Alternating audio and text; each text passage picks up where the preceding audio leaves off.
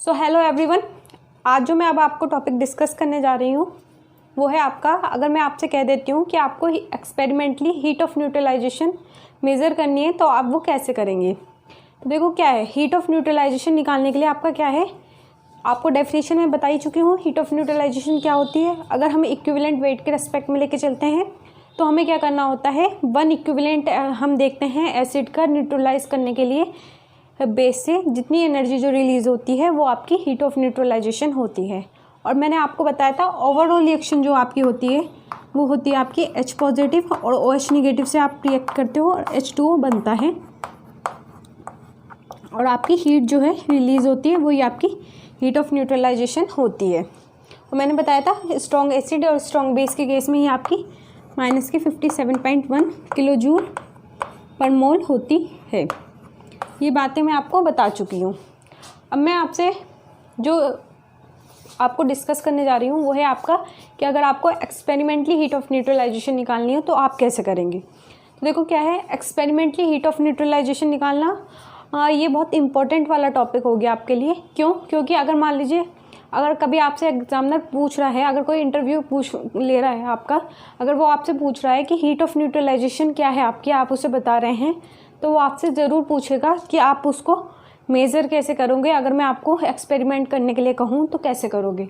और आप कोई सा भी एग्ज़ाम दोगे उसके बाद अगर आप इंटरव्यू देते हो तो आपको इस तरीके के क्वेश्चन नॉर्मली पूछे जाते हैं। तो इसलिए ये टॉपिक जो है आपका बहुत ज़्यादा हो गया इम्पोर्टेंट इंटरव्यू के पॉइंट ऑफ व्यू से भी और आपका वैसे भी आप थियोरेटिकल पॉइंट ऑफ व्यू से, क्योंकि थियोरेटिकल में भी आप देखोगे जो क्वेश्चन आपके होते हैं फ्रेम होते हैं वो आपको इसी तरीके से होते हैं जो एक्सपेरिमेंट वाले क्वेश्चन होते हैं, जो आपको एक्सपेरिमेंटली निकालते हो उसी तरीके से आपके क्वेश्चन भी मेज़र होते हैं, फ्रेम होते हैं। तो इससे रिलेटेड आज हम क्या करेंगे, कुछ क्वेश्चंस करेंगे और हम मेज़र कैसे करते हैं हीट ऑफ न्यूट्रलाइजेशन वो डिस्कस करूँगी आज मैं आपको। तो देखो ये बात तो आपको पता ही चल गई है। अब देखो क्या है, अगर मुझे हीट ऑफ न्यूट्रलाइजेशन निकालनी है किसी एसिड या बेस की, तो मान लीजिए मैंने HCl ले लिया है जिसकी मुझे हीट ऑफ न्यूट्रलाइजेशन निकालनी है और NaOH ले लिया है। मैं क्या कर रही हूँ, दोनों की जो है आपकी मोलरिटी जो ले रही हूँ वो आपकी सेम ले रही हूँ और सेम ही वॉल्यूम लेके चलूँगी मैं। अगर आप करना चाहें तो डिफरेंट भी कर सकते हो। अगर आप सेम लेके चलते हो तो सिर्फ आपका ये बेनिफिट होगा कि आपके दोनों के नंबर ऑफ़ मोल्स नहीं निकालने पड़ेंगे और फिर आपको लिमिटिंग एजेंट नहीं देखना पड़ेगा, मीन्स किसके नंबर ऑफ़ मोल्स आपके कम हैं ये नहीं देखना पड़ेगा आपको। आप सिंपली क्वेश्चन करोगे और आपके क्या कहते हैं दोनों के ही नंबर ऑफ़ मोल्स बराबर हैं तो आप किसी एक के भी नंबर ऑफ़ मोल्स आप काउंट करके ले सकते हैं। तो आप मान लीजिए HCl लिया है मैंने 3 मोलर का और ये भी लिया है मैंने 3 मोलर का, और मैं क्या करती हूँ, अब मुझे इसका निकालना है एक्सपेरिमेंटली हीट ऑफ न्यूट्रलाइजेशन। तो ये एक्सपेरिमेंटली हीट ऑफ न्यूट्रलाइजेशन जो निकालती हूँ उसमें आपका जो फॉर्मूला यूज होता है वो आपका होता है मास इंटू स्पेसिफिक हीट। कि मल्टीप्लाई करोगे आप राइजिंग टेम्परेचर से तो आपकी हीट इवॉल्व आ जाएगी। अच्छा, हीट कितनी इवॉल्व होगी वो आपकी आ जाएगी, जैसे Q आ गई आपकी, जितनी भी आपकी हीट निकली है रिलीज़ हुई है। अब मुझे उसमें से हीट ऑफ न्यूट्रलाइजेशन निकालनी है। हीट ऑफ न्यूट्रलाइजेशन आपकी क्या है, मैंने बताया था पर इक्विवेलेंट में होगी या पर मोल में होगी। अगर एसिड और बेस के रेस्पेक्ट में देख रहे हो तो आपकी पर इक्विवेलेंट होती है, वरना अगर आप H पॉजिटिव और OH निगेटिव के रेस्पेक्ट में देख रहे होते हैं तो पर मोल होती है। तो आप क्या करोगे, उसको जो है आपकी जो भी हीट ऑफ न्यूट्रलाइजेशन आई है उसको अगर आप N से डिवाइड कर, वो हीट इवॉल्व आई है जो भी आपकी, अगर आप उसको नंबर ऑफ मोल से डिवाइड कर देंगे यानी N से डिवाइड कर देंगे तो आपकी क्या आ जाएगी, हीट ऑफ न्यूट्रलाइजेशन आ जाएगी। सपोज करो अगर आपकी आई मान लीजिए कुछ भी आई, मान लीजिए जो आपकी आई है माइनस के 14 या माइनस के 13.7 किलो 6 ही आई है और आपके नंबर ऑफ मोल्स 1 है H पॉजिटिव के। अगर उसके देख रहे हो तो H पॉजिटिव और OH निगेटिव के नंबर ऑफ मोल्स देंगे, जो भी आपका लिमिटिंग एजेंट होगा, यानी अगर H पॉजिटिव के मोल कम है तो वो लिए जाएंगे और OH निगेटिव के कम है तो वो लिए जाएंगे आपके। लेकिन इस केस में क्या है, आपको दोनों ही इक्वल लेके चल रहे हो आप, तो इसलिए दोनों के मोल्स बराबर आएंगे तो किसी के भी आप मोल्स कंसीडर करके चल सकते हैं। उसके बाद आप क्या करोगे, उससे जो है डिवाइड कर दोगे तो आपका हीट ऑफ न्यूट्रलाइजेशन आ जाएगा। तो ये तो आपकी आएगी इस तरीके से हीट ऑफ वो जो आपकी निकल रही है, यानी हीट इवॉल्व निकलेगी। और आपको मैंने बताया था ये नॉर्मली प्रोसेस जो होता है वो आपका एक्सोथर्मिक होता है। ठीक है, ये चीज़ें मैं आपको पहले भी बता चुकी हूँ। तो अब एक्सपेरिमेंटली हम मेजर करना स्टार्ट करते हैं। तो हम क्या करेंगे, HCl जो हमने 3 मोलर लिया है उसका हम ले लेंगे 10 ml। तो 10 ml का सोल्यूशन हमने जो है ले लिया इसमें। अच्छा, जो हम कंटेनर लेंगे इसमें ये ध्यान रखने वाली बात है, जिसमें भी हम रख रहे होंगे 10 ml ये, वो हम इस तरीके का लेंगे जो आपका हीट एब्जॉर्ब ना करता हो, क्योंकि आपको पता है जब एसिड और बेस की रिएक्शन होगी तो कुछ ना कुछ हीट निकलेगी आपकी। तो हीट निकलेगी, अगर मान लीजिए आपका कंटेनर ऐसा होगा जो आपका हीट आपका एब्जॉर्ब करता होगा, तो क्या होगा, उससे जो है निकलने वाली हीट जो होगी वो आपकी कम हो जाएगी। तो इसलिए हम ऐसा कंटेनर लेने का ट्राई करेंगे जो हीट को आपकी एब्जॉर्ब ना करता हो। एक्सपेरिमेंटर हम उसी मतलब एक्सपेरिमेंट जब करेंगे तो उसी में करेंगे हम। अब मान लीजिए मैंने 10 ml सोल्यूशन लिया, पहले हम क्या करूँगी, इस 10 ml HCl का जो है मैं मेज़र कर लूँगी टेम्परेचर, उसे कह देंगे हम इनिशियल टेम्परेचर। तो मान लीजिए वो टेम्परेचर आया है हमारा 22 डिग्री सेंटीग्रेड। फिर उसके बाद क्या करूँगी, मैं 10 ml NaOH लूँगी, इक्विवेलेंट ही ले रही हूँ मोल। इससे क्या होगा, लिमिटिंग एजेंट का चक्कर नहीं होगा, मैंने आपको पहले भी बता चुकी हूँ। तो 10 ml NaOH लिया है मैंने, फिर मैं NaOH इसमें डालती हूँ। तो उससे क्या है, आपकी एसिड और बेस रिएक्शन स्टार्ट हो जाएगी, जिसकी वजह से क्या होगी, हीट निकलनी स्टार्ट हो जाएगी आपकी। अब जब हीट आपकी निकलेगी बाहर तो वो क्या करेगी, आपका टेम्परेचर जो है राइज करेगी आपकी। तो मैं क्या करूँगी, अब आपका टेम्परेचर मीज़र थर्मामीटर इसमें लगा हुआ ही होगा, टेम्परेचर आपको दिख ही रहा होगा। तो आप देखेंगे कि जहाँ पे भी आके आपका टेम्परेचर सबसे ज़्यादा हाई होगा, जब आपकी यानी कंप्लीटली हीट ऑफ न्यूट्रलाइजेशन, यानी आपकी जितने भी H पॉजिटिव मॉलिक्यूल हैं OH नेगेटिव से न्यूट्रलाइज हो जाएंगे, तो उस टाइम पे आपका क्या होगा, हीट ऑफ न्यूट्रलाइजेशन होगा, यानी आपका उस टाइम पे जो टेम्परेचर होगा वो आपका सबसे ज़्यादा होगा। क्यों, क्योंकि आपकी हीट निकल रही है, तो जिस वजह से उसका क्या है, टेम्परेचर राइज होना शुरू होगा। तो सबसे ज़्यादा राइज आपका तभी होगा जब आपकी कम्प्लीटली H पॉजिटिव जो है कम्प्लीटली OH नेगेटिव आयन से न्यूट्रलाइज हो जाएगा। तो मान लीजिए वो आपका हो रहा है 44 डिग्री सेंटीग्रेड पे आपका हो रहा है, या इस तरीके से आप मान सकते हैं कुछ भी। मैं आपको दे देती हूँ डाटा, उस अकॉर्डिंग जो है आप फिर कैलकुलेट भी कर सकते हैं अगर आप निकालना चाहें तो। मान लीजिए आपका आ रहा है 41 डिग्री सेंटीग्रेड। ठीक है, ये आपका आ गया फाइनल टेम्परेचर। जब आपने क्या है उसमें बेस मिलाया और आपका जो टेम्परेचर इंक्रीज करना स्टार्ट हुआ, तो जितना हाई पॉइंट तक आ गया वो आपका आ गया ये। तो उसके बाद आप क्या करेंगे, अब आपका टेम्परेचर का डिफरेंस आपको पता ही चल जाएगा। यहाँ से ये फाइनल टेम्परेचर है, ये आपका इनिशियल टेम्परेचर है, दोनों की वो करोगे 19 डिग्री सेंटीग्रेड आपका आ जाएगा वो। अब आगे वॉल्यूम ऑफ सोल्यूशन, आपने कितने कितने ml लिए हैं, 10 ml दोनों के लिए हैं। ठीक है, मान लीजिए इसकी जो है डेंसिटी ऑफ द सोल्यूशन है, हम नॉर्मली मान के चलते हैं कि इसकी 1 ग्राम ऑफ ml होती है डेंसिटी। अब हमें निकालने के लिए निकालना है, इसमें से हीट इवॉल्व निकालने के लिए हमें निकालनी है स्पेसिफिक हीट ऑफ वाटर, जो होती है वो आपकी माइनस की मतलब मोस्टली 4.18 होती है। 4.18 जो होती है आपकी स्पेसिफिक हीट आपकी हो जाती है। अगर आप निकाल रहे हो जूल ग्राम डिग्री सेंटीग्रेड में, ये आपकी वही वाटर की स्पेसिफिक हीट है। ये तो आपको टेबल दी हुई होती है, जौन सा भी आप सोल्यूशन ले रहे हो या जौन सा भी आप सॉल्वेंट ले रहे हो, सबकी जो है स्पेसिफिक हीट लिखी हुई होती है। तो उसमें कोई मेज़र करने की ज़रूरत नहीं होती है, आपको सिर्फ देखना होता है कि क्या है। तो 4.18 इसकी होती है ये। अब आगे आपका 1 ग्राम ml का हमने ली है, मान लीजिए सोल्यूशन लीजिए, डेंसिटी ऑफ द सोल्यूशन। अब हमें निकालना है मास ऑफ सोल्यूशन या मास ऑफ इनका। तो आप देख लीजिए, ये आपका जो है HCl है, यहाँ पे आपका KOH होगा। ठीक है ना, HCl है और ये आपका हो गया KOH। ठीक है ना, NaOH लिया है ना हमने, तो NaOH लिख देंगे हम यहाँ पे। ठीक है, ये HCl के लिए आ गया और ये NaOH का आ गया। ये देखो आपके आ गए डेंसिटी ऑफ द सोल्यूशन, जो हम normally 1 gram of ml solution का हम लेके चलते हैं। उसके बाद वॉल्यूम ऑफ द सोल्यूशन हमने 10 ml दोनों के लिए हैं, 10 ml HCl लिया है, 10 ml NaOH लिया है, तो ये आ गया हमारा वॉल्यूम ऑफ द सोल्यूशन। अब बात आई मास ऑफ द सोल्यूशन की। तो आपको पता है डेंसिटी जो होती है वो आपकी क्या होती है, मास अपॉन वॉल्यूम। अब आपकी डेंसिटी इसमें है सोल्यूशन की 1, तो मास और वॉल्यूम आपका कितना हो गया 10 और 10 20 ml हो गया दोनों को। अगर अलग अलग निकालेंगे तो 10 एक की, तो आपका आ जाएगा 10 ग्राम इसके आ जाएंगे और 10 ग्राम उसके आ जाएंगे, यानी मास आपका आ गया 10 ग्राम दोनों का। टोटल मास आपका आ गया कितना 20 ग्राम, ये आपका आ गया मास। तो आपका मास आ ही चुका है। स्पेसिफिक हीट आपको पता ही है इसकी 4.18 होती है। राइजिंग टेम्परेचर आपने एक्सपेरिमेंटली निकाल ही लिया 19 डिग्री सेंटीग्रेड होता है। और आप हीट इवॉल्व यहाँ से निकाल लेंगे और हीट इवॉल्व को आप इसमें रख के आपका आ जाएगा डेल्टा एच यानी heat of neutralisation.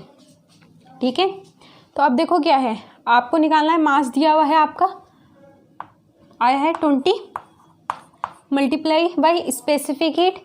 Specific heat आई है आपकी 4.18 और आपका फिर है राइजिंग टेम्परेचर। राइजिंग टेम्परेचर आया है आपका 19। यहाँ से आपकी आ जाएगी हीट इवॉल्व। आप कैलकुलेशन कर लेना, जो भी कुछ आएगा वो आपकी हीट इवॉल्व आ जाएगी यहाँ से। ठीक है, यहाँ से आएगी जूल में हीट इवॉल्व आपकी आएगी।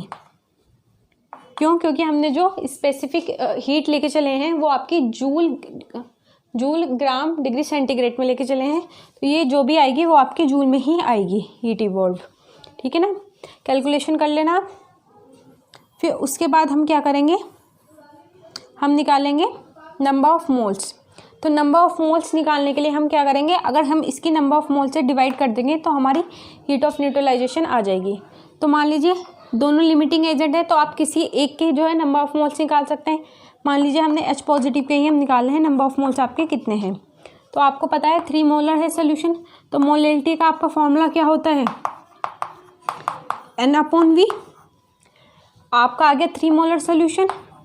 वॉल्यूम आप लेके चले हैं 10 ml, तो 10 ml, लेकिन आपको क्या है मोल पर लीटर होती है इसकी मोलैलिटी की यूनिट, तो आप इसको लीटर में ही रखेंगे तो 10 डिवाइडेड बाई 10,000 कर देंगे, वो 1000 कर देंगे। तो यहाँ से आपके नंबर ऑफ़ मोल्स आ जाएंगे जो आएंगे आपके 0.03 N।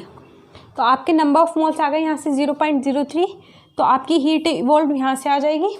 उसके बाद आप इसी वाले फॉर्मूले में अगर रख देंगे डेल्टा H = Q/Ny, तो आपका आ जाएगा, ये दिख रहा है ना आपको, दिख रहा है डेल्टा H = आपका आ जाएगा 20 divided by 4.18 into 19 divided by आपका आया यहाँ से 0.03। तो यहाँ से जो भी कुछ आएगा वो आपकी आ जाएगी एंथैल्पी ऑफ न्यूट्रलाइजेशन। इस तरीके से ही आप क्या है एक्सपेरिमेंटली मेज़र करते हैं। तो एक्सपेरिमेंटली मेज़र करने के लिए आपको कुछ नहीं करना होता है, बस आप क्या करते हैं पहले HCl का नॉर्मली HCl ले लेंगे, उसका टेम्परेचर कर लेंगे, फिर NaOH इसमें डालते रहेंगे तो हीट ऑफ न्यूट्रलाइजेशन रिलीज़ होगी, जिसकी वजह से क्या है उसका टेम्परेचर जो है क्या होगा राइज़ करेगा। अब टेम्परेचर राइज़ कर रहा है तो आपका हाईएस्ट पॉइंट तक पहुंचते हुए जो आपका होगा तो वही आपका हम फाइनल टेम्परेचर मान लेंगे और उसके बाद हम दोनों का डिफरेंस निकाल लेंगे। इस फॉर्मूले में रख के हीट इवॉल्व निकाल देंगे। हीट इवॉल्व अगर हमारी आ गई है तो हमारे डेल्टा H हम इससे निकाल सकते हैं। नंबर ऑफ़ मोल्स मैंने लिमिटिंग एजेंट का कोई चक्कर नहीं करा था इसमें, वरना आपका जो है लिमिटिंग एजेंट देखते हैं, दोनों के नंबर ऑफ़ मोल्स निकालते हैं। जो भी आपका लिमिटिंग एजेंट आता है यानी जिसके भी नंबर ऑफ़ मोल्स आपके कम होते हैं वही वाला हम लेके चलते हैं। तो ये आपका यहाँ से आ जाती है हीट ऑफ न्यूट्रलाइजेशन, आप देख लीजिएगा। और आप इसमें क्या है आप इसकी कैलकुलेशन करेंगे तो आपकी जूल पर मोल में आपकी आएगी हीट ऑफ न्यूट्रलाइजेशन, लेकिन आपको निकालनी है किलो जूल में, तो आप 1000 से इसमें क्या कर देंगे डिवाइड और कर देंगे तो आपकी हीट ऑफ न्यूट्रलाइजेशन आ जाएगी। आप निकाल लेना इसमें जो भी आएगा। आप देखिए इसके निकालने बैठेंगे तो आपको पता चलेगा कैलकुलेट करके, तो आप कैलकुलेशन करेंगे तो इसकी हीट ऑफ न्यूट्रलाइजेशन आपकी अप्रोक्स आएगी, आपकी आएगी तो 57.1 के अप्रोक्स ही, क्योंकि आपका स्ट्रॉन्ग एसिड और स्ट्रॉन्ग बेस है, लेकिन उससे थोड़ी कम आ जाएगी, मान लीजिए 56.1 कुछ ऐसी आ जाएगी। फिर उसके बाद आप अगर चाहें तो इसकी परसेंटेज एरर भी निकाल सकते हैं, आप कैलकुलेशन कर लेना यहाँ से आई जाएगी। और मान लीजिए अब मुझे परसेंटेज एरर निकालनी है उसकी, तो मैं कैसे निकालूँगी आपकी वो देख लेते हैं इसमें। तो परसेंटेज एरर अगर मुझे इसकी निकालनी है तो वो मैं आपकी कैसे निकाल लूँगी। तो देखो क्या है, परसेंटेज एरर निकालने के लिए आपको पता है आपकी जो भी आपकी एक्सपेरिमेंटली हीट ऑफ न्यूट्रलाइजेशन आएगी वो ले लेना, ठीक है। कम आएगी या ज़्यादा आएगी, जो भी कुछ आएगी। और आपकी जो ओरिजिनल है जो आती है आपको पता ही है 57.1 किलो जूल आती है आपकी पर मोल, तो आप वो ले लेना, डिवाइड कर देना ओरिजिनल जो वैल्यू होती है और मल्टीप्लाई कर देना 100 से। तो इस तरीके से आप परसेंटेज एरर भी निकाल सकते हैं कि हीट ऑफ न्यूट्रलाइजेशन के केस में आपके परसेंटेज एरर क्या आएगी। अब मैं इससे रिलेटेड ही आपको 2 क्वेश्चन करवाती हूँ जो आपके आ सकते हैं एग्ज़ाम में। अभी तक तो आपने देख लिया कि हम हीट ऑफ न्यूट्रलाइजेशन जो है मेज़र कैसे करते हैं। अब देखते हैं हम कि अगर हमारा ये क्वेश्चन दिया हुआ हो, हमें इसमें दिया हुआ है if by mixing of 1 mole of NaOH and 1 mole of HCl और HCl then temperature rises 20 degree centigrade. अगर मैं 1 मोल ले रही हूँ तो मेरा टेम्परेचर राइज कर रहा है 20 डिग्री सेंटीग्रेड। अब इन्होंने कहा है अगर मैं इसका find out the temperature rise with 100 ml, अगर मैं इसका 100 ml लूँगी तो मेरा टेम्परेचर जो है कितना राइज करेगा। यानी पहले वाले में आपको दे रखा है, सॉरी ये 1 मोल नहीं होगा, ये 10 मोल होंगे, ये 100 मोल होंगे यहाँ पे। तो मान लीजिए एक केस में मैंने 1 मोल लिए हैं और एक केस में मैंने लिए हैं 100 मोल। तो आप मुझे ये बताइए टेम्परेचर राइज आपका कितना होगा। तो आपको पता है अभी मैंने लिखाया था फॉर्मूला आपको, Q होता है, M होता है, M लिख दूँ या नंबर ऑफ मोल्स लिख दूँ, और C होता है और डेल्टा T होता है। ये क्या होती है, वही specific heat capacity of solution, ये मैंने आपको बताया था। अब देखो क्या है, Q है, Q के लिए मैंने आपको फॉर्मूला लिखवाया था delta H upon delta H निकालना होता है। तो क्योंकि मैं N से डिवाइड कर देती हूँ और आपका डेल्टा H आ जाता है। तो अगर मुझे Q निकालना हो तो मेरा आ जाएगा N डेल्टा H, मानेंगे आप, N डेल्टा H आ जाएगा। तो यहाँ से N डेल्टा H मैं रख दूँगी और N से N आपका कट जाएगा। तो देखो आप देखोगे कि आपका जो हीट ऑफ न्यूट्रलाइजेशन है या टेम्परेचर है उसका जो है कुछ भी इफेक्ट नहीं पड़ा है अगर मैंने आपके नंबर ऑफ़ मोल्स बढ़ाए हैं। क्योंकि नंबर ऑफ़ मोल्स तो आपकी कैलकुलेशन में कट जाते हैं, तो जाहिर सी बात है आपका टेम्परेचर राइज जो रहा होगा वो आपका सेम ही रहा होगा। चाहे मैं 10 ml ले लूँ तब भी आपका उतना ही निकलेगा। और आपका अगर मैं 100 ml ले लेती हूँ, किसी अगर मान लीजिए मैंने ml में लिया था सोल्यूशन, तो मैं ml का ही बता रही हूँ, अगर मैं 10 ml सोल्यूशन लेती हूँ तब भी मेरा क्या कहते हैं हीट ऑफ न्यूट्रलाइजेशन उतना ही निकल के आएगा। यानी आपका टेम्परेचर राइज जो होगा उससे उतना ही हुआ होगा। और अगर वहीं पे मैंने उसके 100 ml लिए होते तब भी मेरा क्या होता, उतना ही टेम्परेचर राइज होता जितना हुआ है। यानी अगर मैंने इसके 10 ml लिए हैं तो 41 डिग्री सेंटीग्रेड और 22 डिग्री सेंटीग्रेड आया है इनिशियल और फाइनल टेम्परेचर ये वाला। लेकिन अगर मैं 100 ml लेती तब भी आपके ये दोनों यही आते और आपका टेम्परेचर राइज जो होता वो आपका डिफरेंट वही जो आता वो 19 डिग्री सेंटीग्रेड ही आता। देखो क्या है, ऐसा तो हो सकता है कि आपका इनिशियल टेम्परेचर आपका कुछ आ जाए और फाइनल टेम्परेचर कुछ और आ जाए। मान लीजिए आपका इनिशियल टेम्परेचर आ जाए 22 में, अगर आपने ज़्यादा नंबर ऑफ़ मोल्स लिए हैं तो इसका इनिशियल आ जाए आपका 42 और आपका फाइनल इसमें 19 में ऐड करके ही आएगा 9 और 2 11 और 4 एक 5 और एक 6। तो आपका 42 और 61 तो आ सकता है, लेकिन आपका जो टेम्परेचर राइज होगा यानी डेल्टा T जो होगा टेम्परेचर का जो डिफरेंस होगा वो आपका 19 ही आएगा। चाहे आप 1 मोल लो, चाहे आप 100 मोल लो, या आप 10 ml सोल्यूशन लेके चलो HCl का, या आप 100 ml ले लो। क्योंकि आप वॉल्यूम इंक्रीज़ करोगे तो जाहिर सी बात है उसके नंबर ऑफ़ मोल्स भी आपके क्या होंगे, इंक्रीज़ ही हो जाएंगे उसमें। ठीक है, तो ये फर्स्ट क्वेश्चन आपका हो गया है इसमें, जो आपसे इसमें पूछा गया था कि आपसे अगर आप HCl और NaOH के 1 मोल ऑफ सोल्यूशन लेते हो तो आपका टेम्परेचर राइज होता है 20 डिग्री सेंटीग्रेड। तो आप ये बताइए मुझे 100 मोल में आपका कितना होगा। तो आपको पता ही चल गया होगा 100 मोल में भी आपका उतना ही होगा। अब ठीक है, मैं मूव करती हूँ आपके सेकंड क्वेश्चन की टाइप से आपसे, जो आपका इससे ही पूछा गया है। उसमें क्या है, देखो 200 ml है सोल्यूशन है आपका, और आपको दिया हुआ है 0.2 मोलर दिया हुआ है H2SO4 का, जिसे आप न्यूट्रलाइज कर रहे हैं 300 ml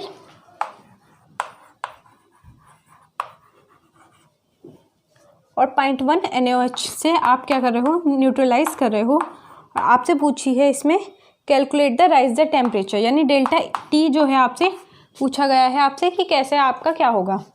तो देखो क्या है, आपको पता है 20 ml है और ये है, तो इसमें अगर मैं H पॉजिटिव के नंबर ऑफ मोल्स निकालने बैठूँ तो आपके क्या आ जाएंगे, देखो 0.2 से आपके बनेगा, डबल बनते हैं तो 0.4 मोलर आपका बनेगा वो, तो आपका आ जाएगा 0.4, तो आ गया ये मोलिटी आ जाएगी H पॉजिटिव की 0.4, क्योंकि आपको पता है 1 मोल से इसके कितने बनने हैं, 2 मोल्स मिल रहे हैं। तो या तो मैं इसकी सिंपली आपकी क्या है 2 से मल्टीप्लाई कर दूँ, तो 2 मल्टीप्लाई 0.4, और आपको पता है मोलिटी का फॉर्मूला मैंने अभी भी लिखवाया था आपको, क्या होता है N डिवाइडेड बाई V। तो आपकी ये आ गई मोलिटी की वैल्यू। अगर मैं इसके वॉल्यूम से मल्टीप्लाई कर दूं तो आपके नंबर ऑफ मोल्स आ जाएंगे H पॉजिटिव के। तो आपके number of moles H positive के आने के लिए क्या होगा, आप कर देंगे 200 से मल्टीप्लाई कर देंगे, लेकिन वो होना चाहिए था लीटर में, तो इसलिए 1000 से मैंने क्या कर दिया, डिवाइड कर दिया। तो ये चला गया आपका 5 टाइम्स इससे, तो आपका आ जाएगा 2 × 0.4 डिवाइडेड बाय 5। आप इसकी कैलकुलेशन कर लेना और आपका आ जाएंगे मोल्स जितने इन्वॉल्व हुए हैं इसमें। तो आपको मैं बता देती हूँ, मैंने कैलकुलेशन करी रखी है इसके, आ जाएंगे आपके 0.08 मोल्स ऑफ H पॉजिटिव आ जाएगा।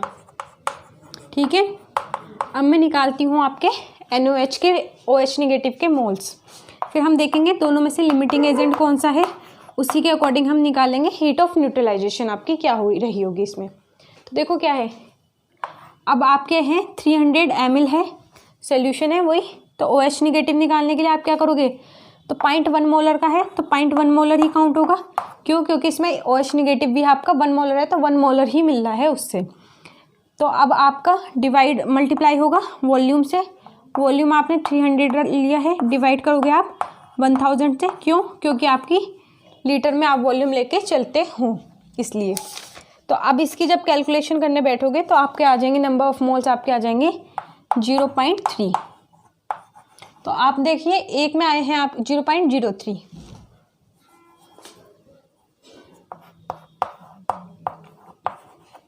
एक से आपके नंबर ऑफ मोल्स आए हैं 0.03 और एक से आपके नंबर ऑफ मोल्स आए हैं 0.08।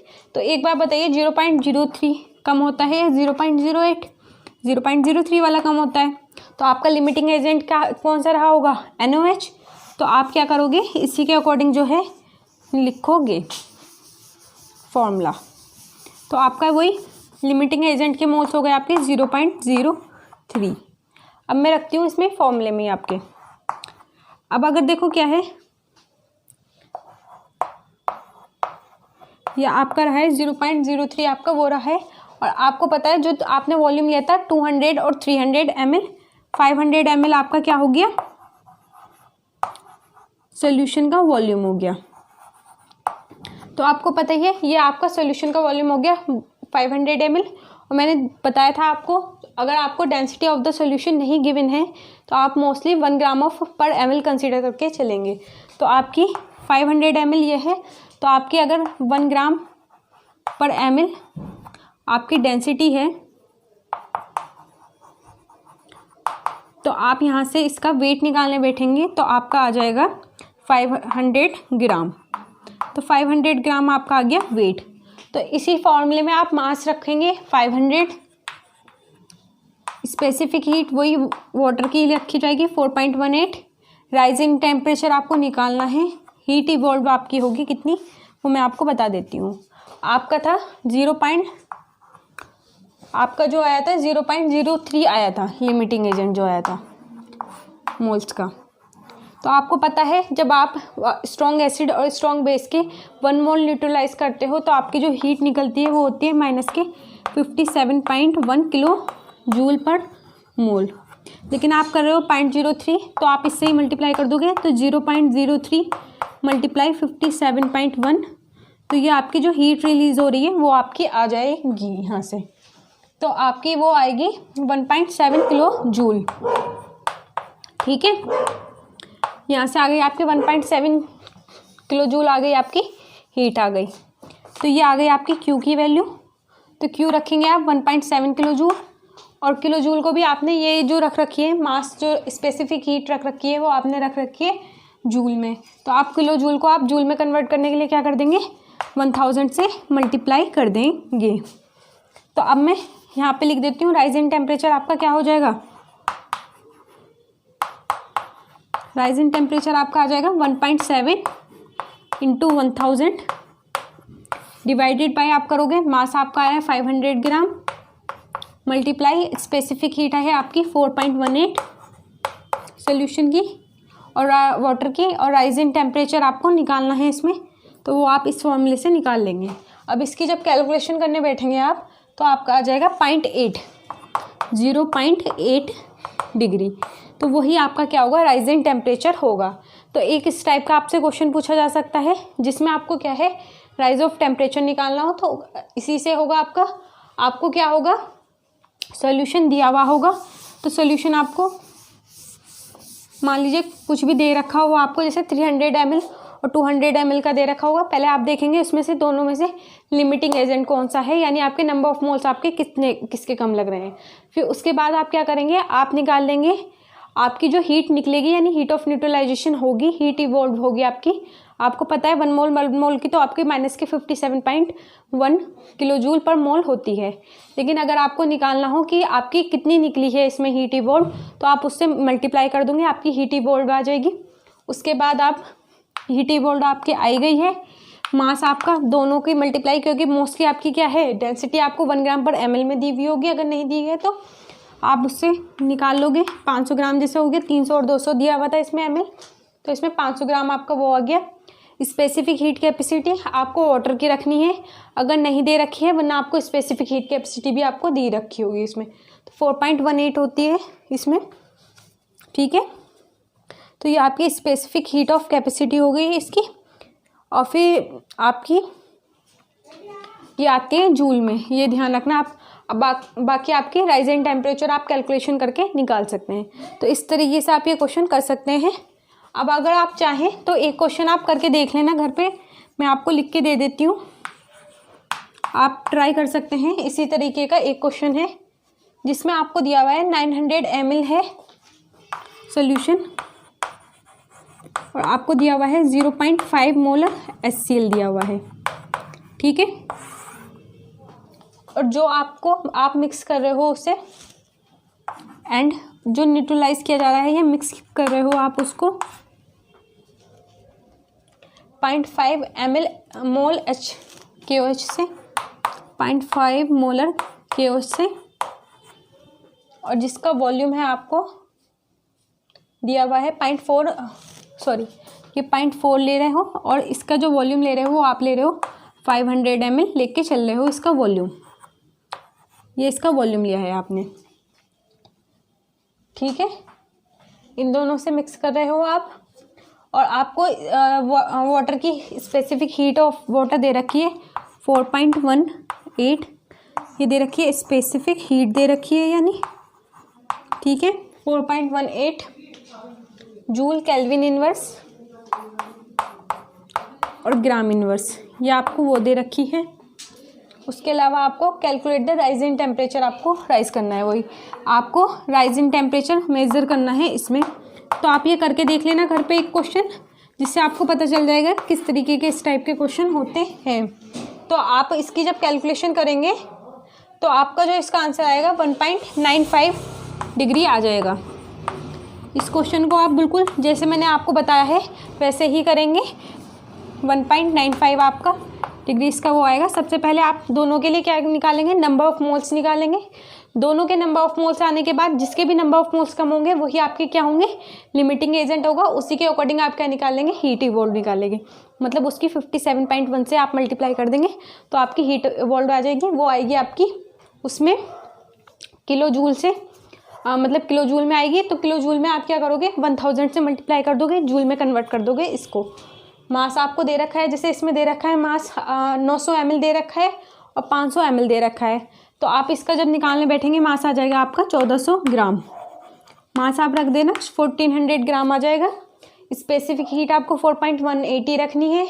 हीट इवॉल्व में आपको बस क्या है, पहले नंबर ऑफ मोल्स निकालना है, लिमिटिंग एजेंट देखना है और उसके अकॉर्डिंग आप उससे मल्टीप्लाई कर दोगे 57.1 से। और आपकी जो है आ जाएगी कि हीट इवोल्व आपकी कितनी हो रही है, उसकी 1000 से मल्टीप्लाई कर दोगे, कैलकुलेशन कर लोगे, राइज इन टेम्परेचर निकाल लेना। इसका आंसर आपका आएगा, जैसे मैंने आपको बताया है अभी, 1.9 डिग्री। ये एक क्वेश्चन आप करके देख सकते हैं घर पे, ठीक है। तो चाहे तो मैं इसकी फ़ोटो जो है आपको क्वेश्चंस की आपकी दे भी दूँगी आपको। ये क्वेश्चन है कि आपका लास्ट वीडियो में आपको मिल जाएगा, लास्ट में देखेंगे आपको, और आपको ये क्वेश्चन ट्राई ज़रूर करना है घर पे जाके, ठीक है।